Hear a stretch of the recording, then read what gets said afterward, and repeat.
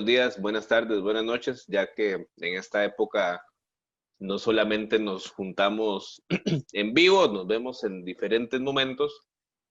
Hoy jueves 4 de septiembre, 3 de septiembre, perdón, nos acompaña un muy buen amigo del Faro, el representante sindical a la Junta Directiva de la Caja Costarricense del Seguro Social, Mario de Bandas, quien muy cortésmente nos ha cedido este espacio para conversar sobre temas relacionados con la seguridad social, con la Caja del Seguro Social, pero también temas de la coyuntura económica, política en nuestro país. Don Mario, buenos días, buenas tardes, buenas noches. Y muchas gracias buenos días, por buenas tardes y buenas acompañarnos. noches.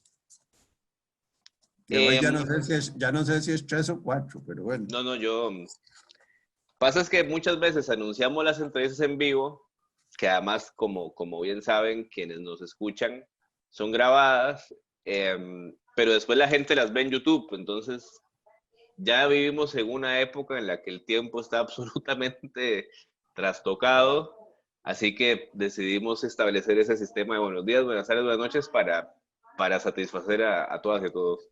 Muy ¿Cómo le va, bien. don Mario? Bien, por dicha. Usted, Héctor, ¿qué tal? Gracias Muy bien, por invitarme.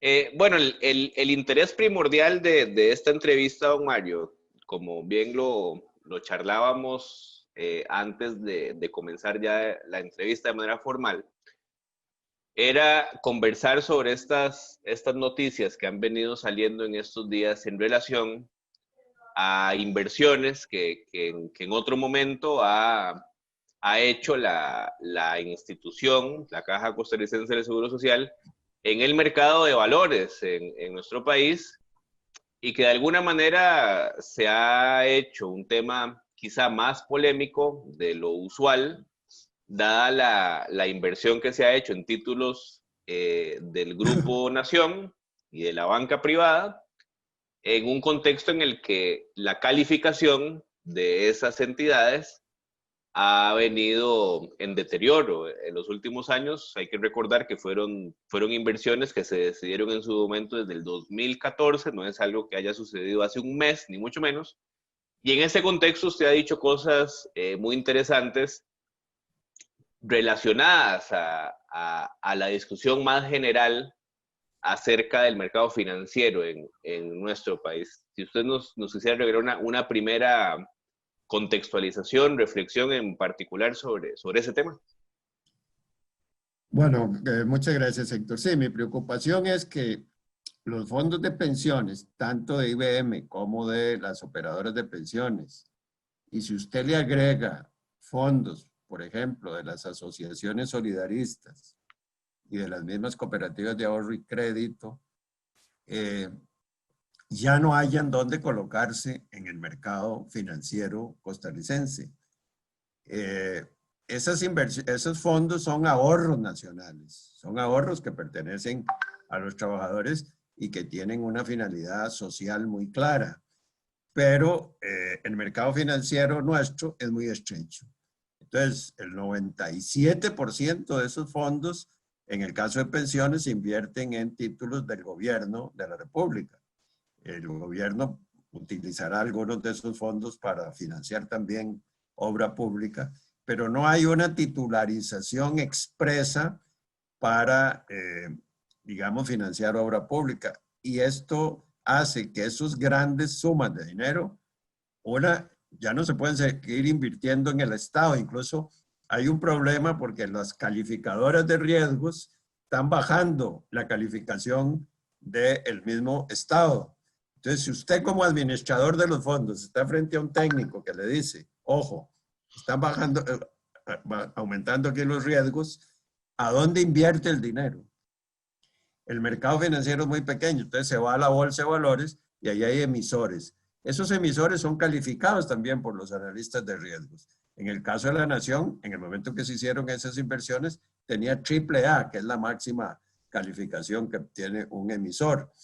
Bueno, se invirtieron ahí a través de la bolsa de valores Después empieza la situación de la crisis de los periódicos escritos, de los periódicos en papel, están en crisis en el mundo. Y además, el periódico La Nación había hecho inversiones en el Parque Viva, se viene la pandemia, la situación se les complica y entonces empieza a aumentar el riesgo, el análisis de riesgo de sus fondos. Tanto el IBM como la operadora de pensiones de la Caja y otras han puesto esos títulos a la venta en el mercado, pero nadie los compra. Entonces hay que esperar a que se rediman y ojalá que el emisor, en este caso La Nación, como ha asegurado, tenga los fondos para redimir esos títulos en el momento en que se venzan esos títulos y que no se materialice una pérdida importante para los fondos de pensiones. Pero aquí el tema, de nuevo, es el mercado financiero de Costa Rica.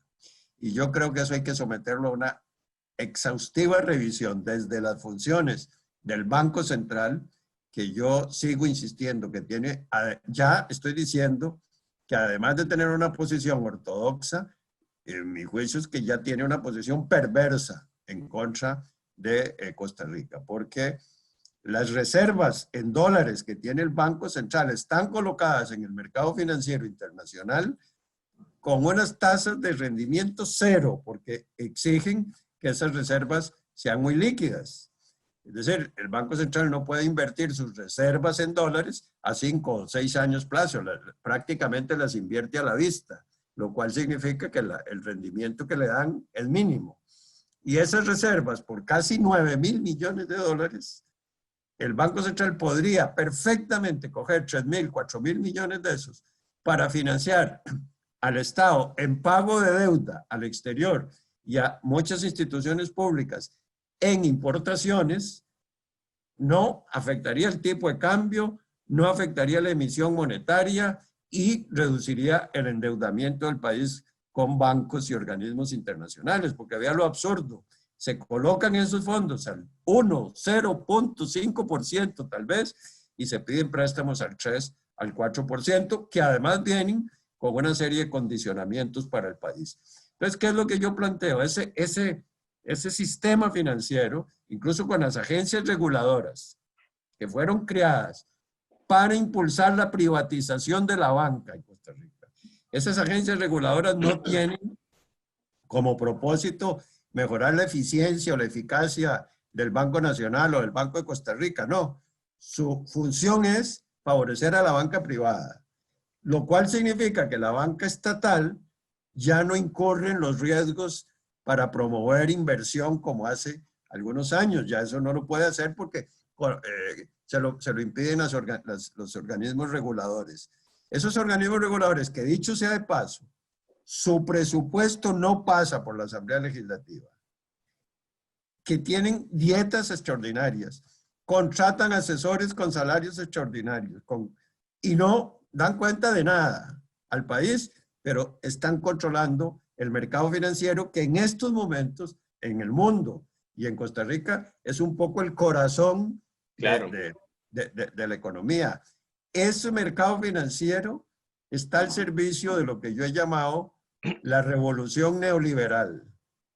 Estamos en presencia de una revolución neoliberal que está llevando el capitalismo a un extremo y agudizando las contradicciones sociales y políticas y poniendo a los países en una situación complicada en todo el mundo, no solo en Costa Rica.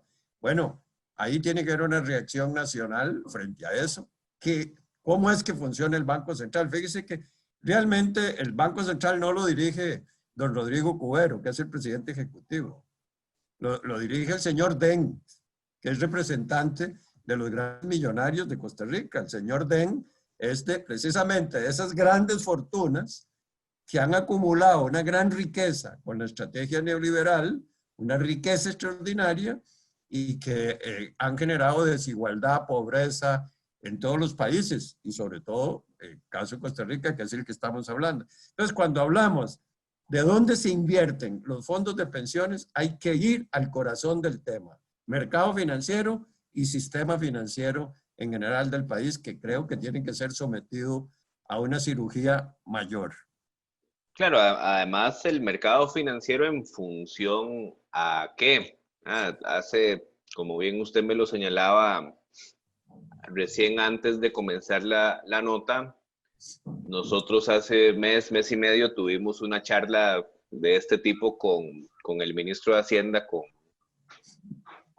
Elian Villegas, y él incluso ahí decía, bueno, que a su criterio las autoridades del Banco Central las consideraba como excesivamente ortodoxas, monetaristas, y en un dejo ahí de ironía dijo, bueno, yo no puedo disponer de esos 9.000 millones de dólares para fines determinados. Y esto me lleva a una reflexión un poco viendo también el debate internacional que hay en relación a la pandemia, a la crisis económica, que uno pareciera ver que el mundo va girando de un esquema centrado más en las finanzas a un esquema más orientado al trabajo, a la producción. Y un poco el panorama en Costa Rica a veces pareciera ser contrario al sentido que la discusión está tomando en el mundo en relación a esta tensión entre finanzas, especulación financiera o revalorización financiera y producción, ¿verdad? Siendo que es un Estado que si bien es un Estado altamente endeudado, tiene una cantidad considerable de reservas que de manera responsable uno pensaría que podría utilizar también para fines de reactivación económica, ¿no? No, eso es así. Vea, los economistas, digamos que controlan las decisiones económicas del país, creen en lo que a ellos les interesa creer. Ahí no hay un afán científico de basarse en la verdad, en la realidad. ¿Cuál es la realidad? Que esa política que ellos defienden ha generado en el mundo pobreza, desigualdad, concentración de la riqueza y por lo tanto concentración del poder y concentración en la capacidad de tomar decisiones políticas. Y esos economistas se sienten muy cómodos ahí porque hay que decir también la verdad. Están muy bien pagados por estar ahí y por decir lo que le interesa a un sector determinado. Pero esto hay que entender, reitero, está generando unas contradicciones sociales y políticas muy complejas, muy complejas. Y a mí eso me tiene muy preocupado. Lo he dicho en otras instancias. Ningún pueblo está vacunado contra la violencia política. Si en Costa Rica no encontramos una discusión, un diálogo para analizar todo esto, no hay temas que puedan decir, no, esto está fuera de la agenda porque el Fondo Monetario dice que no, o el Banco Mundial dice que no, no, no. Todos los temas del desarrollo nacional tienen que estar sobre la mesa. Por eso, Héctor, he planteado a diversas organizaciones, hasta el momento sin éxito, que nos sentemos a discutir un documento que existe legalmente, que se llama Plan Nacional de Desarrollo.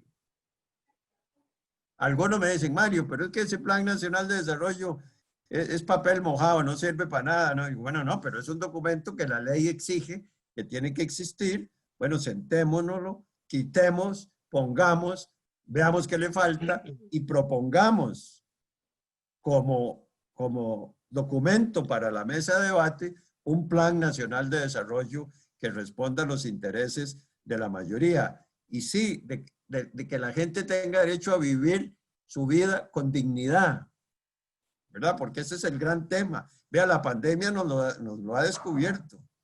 Miles de personas viviendo en cuarterías. Es que vea usted lo de la pandemia, cuando le dicen, usted está en cuarentena, en una casa donde está uno con el papá o con la mamá o con la esposa o con 3 hijos, 2 hijos, en una casa de 150 metros cuadrados con jardín, etcétera, pues usted está más tranquilo. Pero si usted está en una casa de 20 metros cuadrados donde están viviendo 6 personas y a la par viven otras 6 y al otro lado 6, o sea que en 100 metros cuadrados pueden vivir 40 personas, entonces usted dice, bueno, ¿cuál es la situación en Costa Rica? Bueno, se reveló también con la contratación ilegal de trabajadores en las plantaciones. Entonces, estos temas yo creo que tienen que ser puestos en el debate y que si no los ponemos racionalmente, nos pueden conducir a una situación social y política indeseada y complicada, que yo por lo menos no quisiera ver a nuestro país en una situación tan difícil como esa. Sí, sí, sí. Antes de ya entrar como en temas más de la coyuntura y de la caja, la pandemia, toda esa parte que igual sale más en los medios de cuántas camas, sí, pensaba al escucharlo, don Mario, en que sí, a veces podemos tener un enfoque en este tipo de conversaciones como muy en los números, muy en la macroeconomía y sí puede perderse de vista que detrás de eso hay personas, hay vidas. La pandemia, si para algo bueno ha servido, ha sido para poner en evidencia situaciones que ya existen. No es que de un día para otro aparecieron esas cuarterías o esta situación de los trabajadores y las trabajadoras en plantaciones. Entonces uno también, a mí me frustra un poco ver como este fundamentalismo financiero en determinados sectores cuyo único fin es que cierre la tabla de Excel indistintamente de lo que pase después en términos de la vida concreta, digamos, de la gente, que en parte, además de ese problema que usted bien señalaba, de cómo eso puede generar situaciones de violencia social, política, como producto del deterioro mismo del tejido social, también genera una gran desafección con la política, porque después usted cómo le va a hacer entender a una persona que se interese en algo sobre política, sobre participación política, si tiene la vida totalmente destruida, sin opciones, sin esperanzas, sin absolutamente nada. Así que bueno, me parece No, importante. pero perdón, Héctor, fíjese usted esto. La democracia representativa está perdiendo legitimidad de manera acelerada. Y los dos últimos procesos electorales nos lo señalan. Y en estos momentos, cuando uno ve las encuestas políticas, se da cuenta de la falta de apoyo que tienen todos los sectores políticos, diputados y gobierno de la República. Es decir, la gente efectivamente no cree en eso, ya no cree. Entonces también hay que entenderlo, hay sectores sociales que pueden irse radicalizando. Y yo tengo amigos, cuando uno habla, dice, no, es que aquí lo que hay que hacer es esto y el otro. Y no, pero mira, porque la gente se va radicalizando y no encuentra respuesta, no hay un diálogo productivo, eficaz. Entonces, ¿qué hace la gente? Y del otro lado, hay ya una radicalización. Es decir, desde la Asamblea Absolutamente. Legislativa y desde el Poder Ejecutivo se ha venido aumentando la represión, ¿verdad? Porque al impedir que se prohíbe la huelga, que se prohíbe esto, que las manifestaciones aquí o allá, que se restringen derechos de los trabajadores, eso es una posición represiva que no refleja poder, refleja temor. Y ese Sí, sector está, no, ellos pueden sentirse muy empoderados, muy valientes, pero en el fondo, cuando un sistema tiene que empezar a recurrir a la fuerza, lo que está reflejando es debilidad y temor. Entonces, por un lado se están radicalizando y por otro podría ser que también. Eso es lo que a mí me tiene preocupado. Yo espero que los sectores más sensatos de ambos sectores, y yo me incluyo entre esos, podamos sentarnos a decir, mire, busquemos una salida, como solía decirse, a lo costarricense, sí, ¿verdad? sí. Busquemos una salida para ver si resolvemos los problemas de aquí. Eso Ahí es un poco tal vez cambiando un poco la temática, pero siempre vinculado al mismo tema. Usted nos señalaba sobre una serie de iniciativas de reformas que están siendo discutidas o por discutirse en relación específicamente al régimen de invalidez, vejez y muerte de la caja y sobre la necesidad de conseguir consensos a nivel social, productivo y demás para poder no solo evitar que esas reformas sean regresivas en relación a los trabajadores, a los jubilados, sino que además puedan ser progresivas. ¿Cuáles son estas propuestas y cuáles son eventuales alternativas? Bueno, vea, efectivamente los temas están absolutamente vinculados. La seguridad social es un sistema la caja del seguro es parte de ese sistema, es un subsistema. A veces identificamos seguridad social, caja del seguro. No, la seguridad social es mucho más amplia. Y esa seguridad social está siendo sometida a un ataque sistemático de parte de quienes dicen que hay que reducir la inversión social, que ellos le denominan el gasto público. Yo insisto, no es un gasto, es una inversión. Lo que se dedica a educación, a salud, a infraestructura, al poder judicial, etcétera, es una inversión para garantizar que la producción pueda desarrollarse de manera más productiva.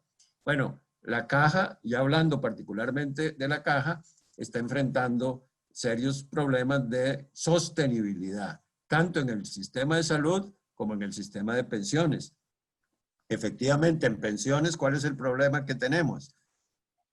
Cada vez hay menos contribuyentes por número de pensionados.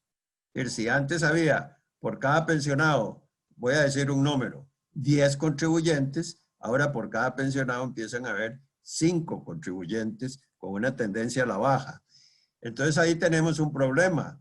En pensiones, para ponerlo así, usted tiene ingresos y gastos. Y son las dos variables sobre las que puede trabajar. Ingresos y gastos.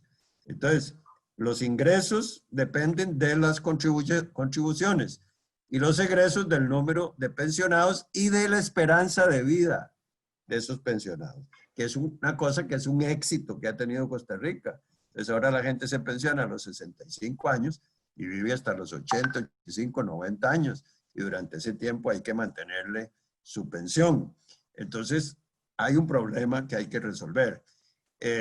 ¿Y por qué está muy vinculado a todo lo que dijimos antes? Porque la Junta Directiva de la Caja, después de un debate interno, le dio a la Gerencia de Pensiones plazo hasta la última semana de noviembre para que en ese lapso provoque y desarrolle un diálogo con diversos sectores para discutir el tema de IBM.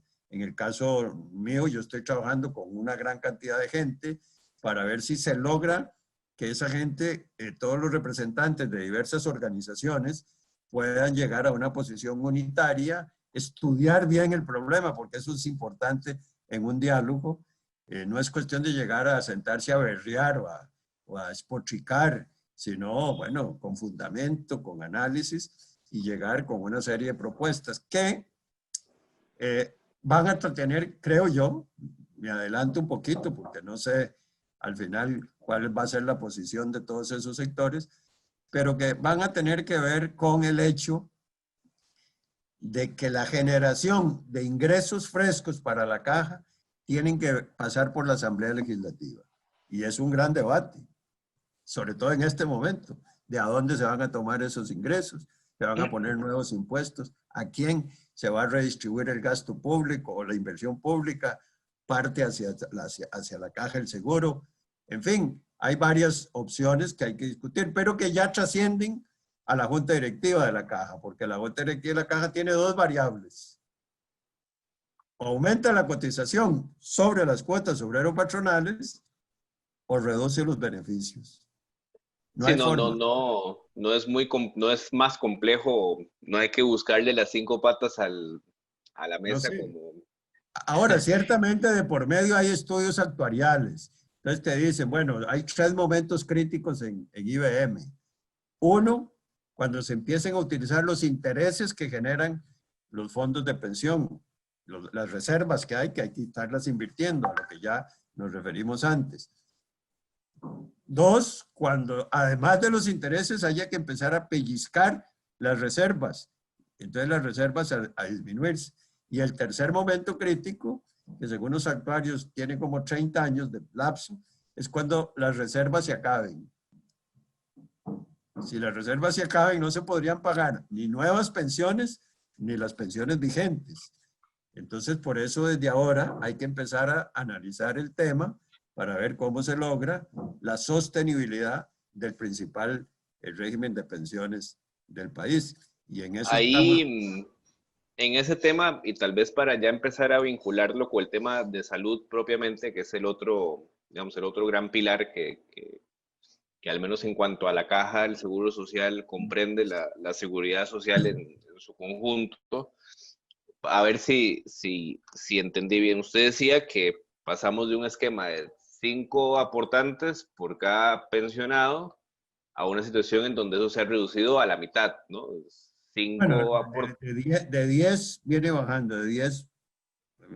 Creo Que que en este digamos, momento, esa es sí, una característica que tiene el mercado laboral costarricense que ya es estructural como producto del crecimiento de la informalidad laboral y de la precarización en general del mundo del trabajo, pero que en este contexto de pandemia tiende a agudizarse.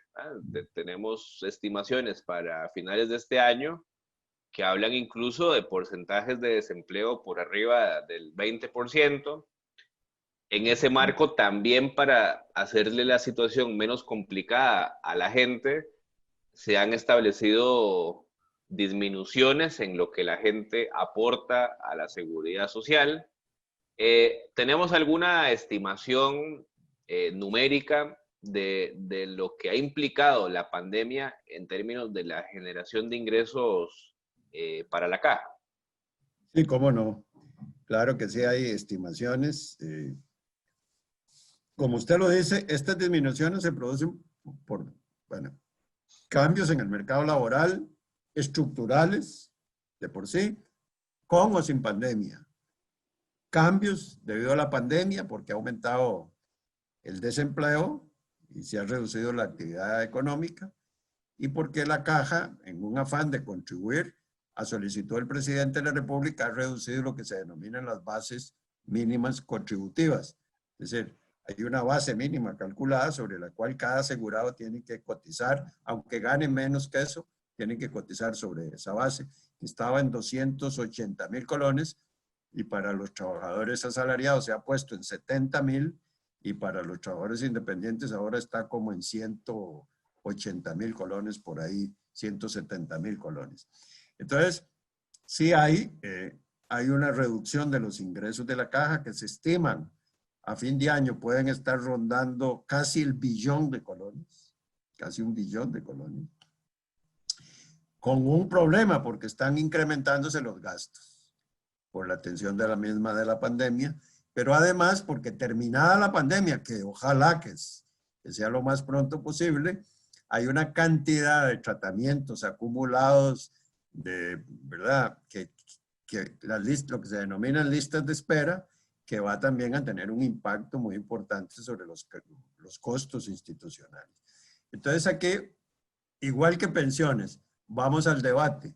¿Cómo financiar en este caso la caja? Yo creo que el debate tiene que ir más allá. ¿Cómo financiar la seguridad social en general? Vivienda, infraestructura, etcétera.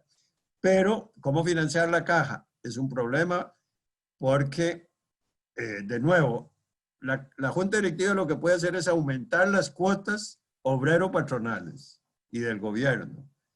Pero también eso tiene una limitación, porque el incremento de esas cuotas afecta directamente los costos de producción y por lo tanto la reactivación económica. Entonces aquí el debate es, bueno, vamos a reactivar la economía. ¿Cuál economía? ¿Hacia qué rumbo? ¿Cuál es, reitero, el Plan Nacional de Desarrollo? ¿A dónde ponemos las expectativas los costarricenses?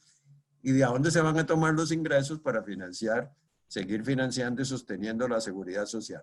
Alguna gente dice, y con razón, que hay que aumentar la eficacia y la eficiencia del gas de la inversión pública. Estoy totalmente de Bueno, acuerdo. eso es algo. Permanente, pero estoy totalmente de acuerdo. Incluso en estos días, hoy o mañana, tiene que salir un informe de la caja sobre lo que está haciendo sobre ese tema. Debió haber estado el 31 de agosto. Confieso hoy que no lo he visto. No sé si ha salido o no, ¿verdad? Debería haber estado el 31 de agosto. Pero también hay que tomar en cuenta una cosa.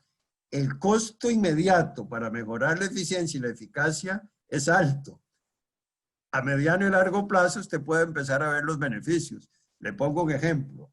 Si se invierte en tecnología, como por ejemplo el Sistema Digital Único en Salud, hay que invertir, hay que dotar de computadoras, cambiar redes, hacer instalaciones en todo el país, hay que agregar ahora un sistema de imágenes médicos, hay que cambiar toda la tecnología para pasar a la tecnología digital de manera que pueda ser capturada por el EDUS. Eso en estos momentos tiene un costo inmediato alto, mediano y largo plazo, un beneficio mayor. Pero eso hay que entenderlo, ¿verdad? O sea, hay que invertir ahora para tener beneficios al futuro, pero no hay de dónde tomar esos recursos. Sí. Ese es el problema. Ahí me quedé con esta idea que usted bien ha señalado y que desgraciadamente no es algo de consenso en el ámbito de la opinión pública, ni mucho menos de entender la seguridad social como algo que trasciende a la caja, que la supone, pero que la trasciende, digamos.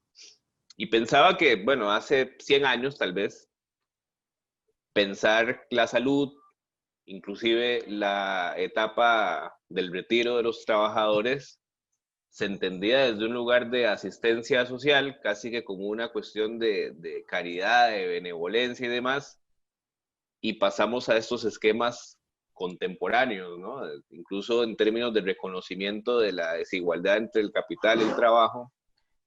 Y pensaba que un poco esa misma discusión de hace 100 años toma vigencia en este contexto en relación a algo todavía más directo, si se quiere, que es el ingreso, ¿verdad? En el mundo se ha venido hablando de la necesidad de avanzar hacia un esquema de renta básica universal o como usted le quiera llamar, no importa, pero que a mi entender, al menos acá en Costa Rica, el debate quizás se ha planteado mal, porque yo creo que a nadie le molesta que alguien planteó o que existiese un esquema de renta básica universal. De hecho, tenemos el bono proteger, que no es una renta básica universal, pero de alguna manera tiende a, pero no se discute cuál sería la sostenibilidad de un esquema con esas características en un contexto de finanzas públicas. ¿Cómo pensar esquemas de ese tipo desde un lugar de seguridad social? ¿Cómo ponernos creativos, si se quiere, a la hora de imaginar? En su momento, en los años 70, don Pepe Figueres planteó, de hecho, las asignaciones familiares como un régimen en el marco de la seguridad social, en ese entonces cargando la planilla que los patronos pagaban a los trabajadores. Por ejemplo, hablando de hace casi 50 años. Después, por avatares, no terminó eso dando origen más bien al Fondo de Asignaciones Familiares que conocemos hoy día. Pero creo que también estas coyunturas críticas, como la que tenemos hoy día, también permiten imaginar estas alternativas de reformas que creo que muchas veces, tal vez en la coyuntura, en el día a día, no nos ponemos lo suficientemente creativos, si se quiere, a la hora de imaginar, ¿no? Sí, efectivamente. Bueno, vamos a ver. La discusión es cuál es la razón de ser del trabajo, de la economía. ¿Cuál es la razón de ser? Si decimos la razón de ser de la economía es para hacer posible la vida, una vida con dignidad y que la vida continúe, entonces ya ahí las perspectivas empiezan a cambiar. Aquí estamos enfrente de una dogmática neoliberal que ha fracasado en el mundo, ha fracasado. O sea, la teoría aquella de que iba a haber un derrame, que había que permitir que los más ricos se enriquecieran más y que esa riqueza iba a ir cayendo hacia abajo, no se ha cumplido en ninguna parte del mundo. En ninguna parte del mundo. Estados Unidos está en una grave crisis, porque el triunfo de Trump es representativo de esa crisis, ¿verdad? Y las polémicas que se dan en Estados Unidos, incluso esto de la violencia policial y todo, forma parte de esa crisis. pero también está en España, está en Francia, está en Alemania, está en todos los países del mundo y en América Latina, en Chile, en Colombia, en Perú, en Bolivia. Es decir, hay la necesidad de revisar la ortodoxia neoliberal es urgente. Esto es complicado para un país como Costa Rica también, porque hay que entender que estamos en el centro de una geopolítica que determina mucho la conducta de los actores nacionales. Yo lo he dicho tal vez muy fuerte, pero siento que muchas veces jugamos como un papel de colonia. Es una colonia a la cual se le dan dictados desde el Fondo Monetario, desde el Banco Mundial, desde las grandes empresas transnacionales y nos someten a su juego. Bueno, Costa Rica tiene que revisar eso porque efectivamente estamos en peligro de entrar en un grave deterioro de las condiciones sociales, en un mayor deterioro de las condiciones sociales de la población. Vea, por ejemplo, el tema de las pensiones. He insistido en esto. No podemos seguir viendo las pensiones como el momento en que a una persona que se retira se le da un cheque. Costa Rica tiene que desarrollar una política de envejecimiento. Una política que no tiene. Y el problema entonces, una política institucional de envejecimiento indiscutiblemente tiene que vincular salud ya, digamos, ausencia de enfermedad y envejecimiento y pensiones. Porque en estos momentos uno de los problemas graves es que muchos de los sectores pensionados empiezan a presentar graves problemas de enfermedad. Vea, por ejemplo, el cáncer es la segunda causa de mortalidad en el país. Estaba viendo un dato que creo que solo el año pasado hubo 14,000 casos nuevos en el país de cáncer. Y esas personas, muchas son de edad avanzada, no solamente de edad avanzada, con una estadística de mortalidad muy alta. ¿Cuál es un grave problema que tenemos? ¿Cuál es la prevención? ¿Cuál es la promoción, verdad, de esas enfermedades? ¿Cómo está respondiendo el sistema de salud, ya la caja, a esa prevención de las enfermedades de ese tipo, que repito, es la segunda causa de mortalidad? La primera está asociada a los problemas cardíacos, que también tiene que ver con estilos de vida, con prevención, con promoción, con eliminar incluso la angustia que mucha gente vive día a día para ver qué comen. Don Pepe, ahora que usted lo mencionó, recuerdo una frase que decía don Pepe Figueres, que decía, en Costa Rica hay gente que no enciende el fogón en todo el día, porque no tienen que cocinar, porque no tienen que comer, ¿verdad? Y entonces vea usted ese tema del financiamiento de la seguridad social. Doña Rocío Aguilar propuso en Junta Directiva de la Caja que se tomaran los fondos que ahora se destinan a financiar el INA y asignaciones familiares para fortalecer el IBM. Es una propuesta. Entonces yo le dije, bueno, para el IBM sería fabuloso. ¿Y cómo financiamos asignaciones familiares? Porque ahí hay ya una cantidad de gente que recibe la pensión del régimen no contributivo, que es una cosa extraordinaria en América Latina. Ahora, que son solo 82,000 colones, sí, debería ser más. Pero ¿cómo hacemos para que sea más? ¿Cómo hacemos para fortalecer esos fondos? Entonces aquí, vea cómo todo el debate está vinculado. Todo el debate está vinculado.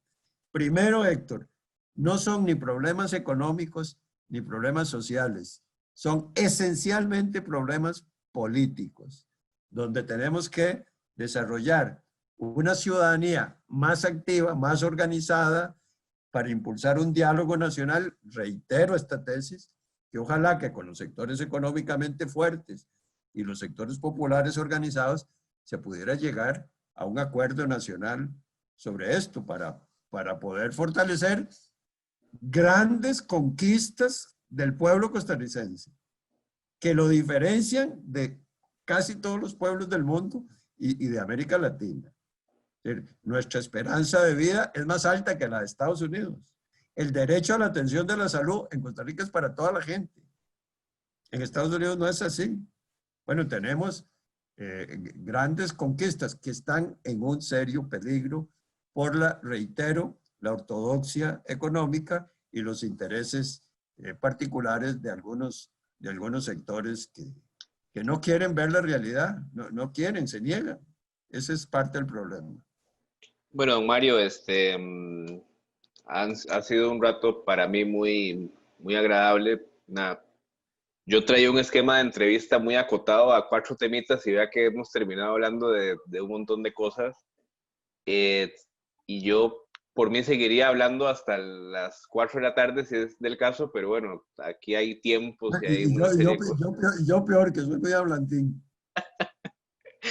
Pero bueno, tal vez como para ir cerrando, pues, tal vez hay algo, digamos, no tan en lo estructural que a mucha gente le preocupa, también porque nos han llegado preguntas y todo eso. El tema de la capacidad hospitalaria en relación a la pandemia. Hay quienes dicen que ya el sistema colapsó, otros dicen que estamos lejos de llegar a ese punto, digamos, de límite. ¿Cuáles son las estimaciones oficiales, digamos, en términos de la capacidad de atención que tiene la caja en relación al COVID-19? Y si me permite agregarle una segunda pregunta en esa misma línea, yo me imagino que ha habido algún grado de afectación en relación a otras enfermedades como producto de la pandemia.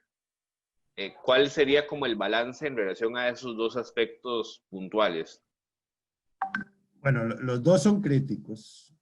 La capacidad hospitalaria, efectivamente, se está acercando a un punto crítico, porque tenemos, digamos, las unidades de cuidados intensivos, que alguna gente dice, "Ay, pero ¿por qué no ponen más?" Es que eso implica cambios estructurales importantes, porque las unidades de cuidados intensivos tienen condiciones de ambiente, de suministro de gases, etcétera, que requieren inversiones importantes. Eso no es tan fácil. Afortunadamente, estaba terminada una torre en el Hospital Calderón Guardia, que aunque no estaba destinada para cuidados intensivos, se está utilizando en eso.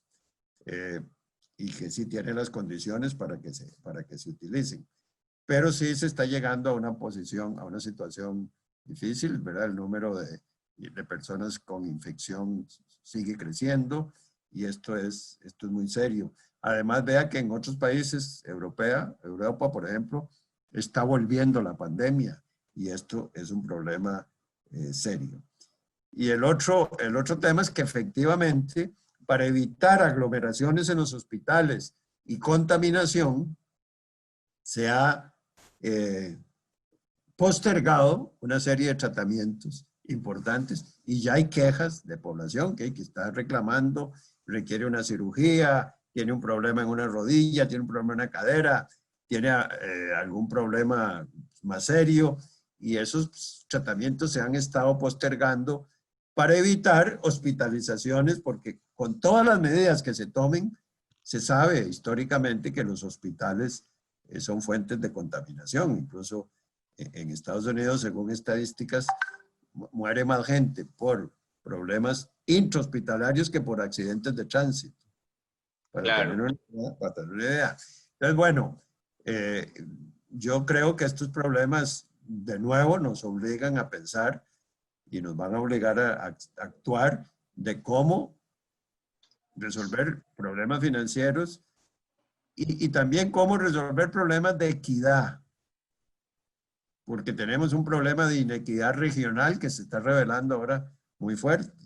Si usted no tiene unidades de cuidados intensivos adecuadas en hospitales regionales o tratamientos como quimioterapia no se dan en hospitales regionales o hemodinamia no se da en hospitales regionales, otras especialidades no se atienden en hospitales regionales. Entonces esto plantea una inequidad regional y social muy importante. Bueno, esos son los debates, Héctor, que yo creo que el país tiene que abocarse a eso. E insisto, espero, deseo y estoy trabajando en eso, de que ese diálogo se pueda lograr sin cortapisas ideológicas. Bueno, sentémonos, los diversos sectores. Incluso he dicho, los ricos tienen todo el derecho de defender sus intereses. Lo que no tienen derecho es de imponer sus intereses. Claro, además porque a los ricos incluso les conviene o les sirve más el que haya más equidad. A medida que la gente esté Pero mejor, más... desgraciadamente, algunos de ellos no lo entienden así. Y es que eso está vinculado, vea qué complejidad, al modelo exportador. Si yo soy exportador y la realización de mi producto la realizo en el exterior, me interesa poco el nivel de ingreso dentro del país, porque yo donde vendo es allá. Es más, entre más bajo sean los salarios en Costa Rica, yo más gano. Claro, Ese es un modelo en perverso. relación al modelo exportador y en relación al modelo de valorización financiera, ambos. Bueno, es que todo está vinculado. Vea el otro tema de inversiones extranjeras. Por ejemplo, usted vende el Banco de Costa Rica. ¿Quién lo compra? Entonces lo compra una empresa extranjera o lo compra Capital Nacional, pero con Una orientación, sí. financiación extranjera.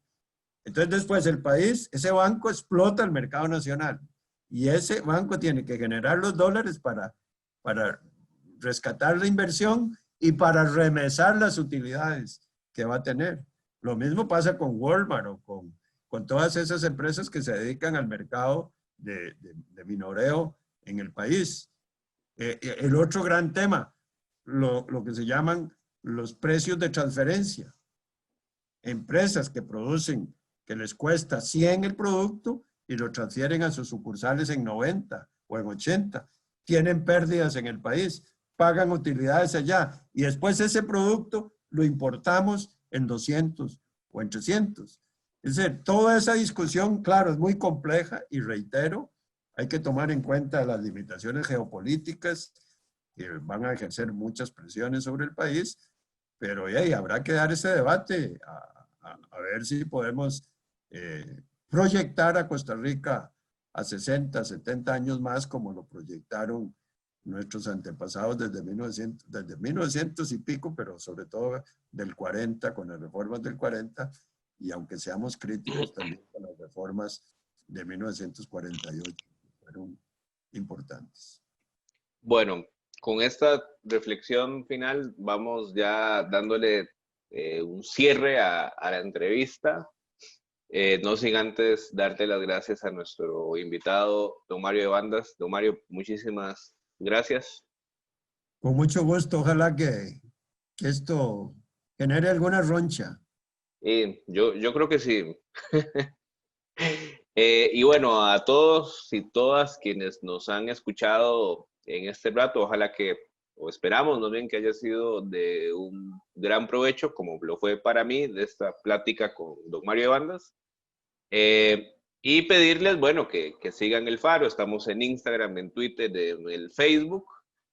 Pronto vamos por fin a estrenar nuestra página web, que es algo que mucha gente nos ha preguntado, que por qué el Faro no tiene una página web como tal. Bueno, ahí vamos, poco a poco. Así que bueno, como dijimos al principio, buenos días, buenas tardes, buenas noches y hasta la próxima. Bueno, adiós. Pronto.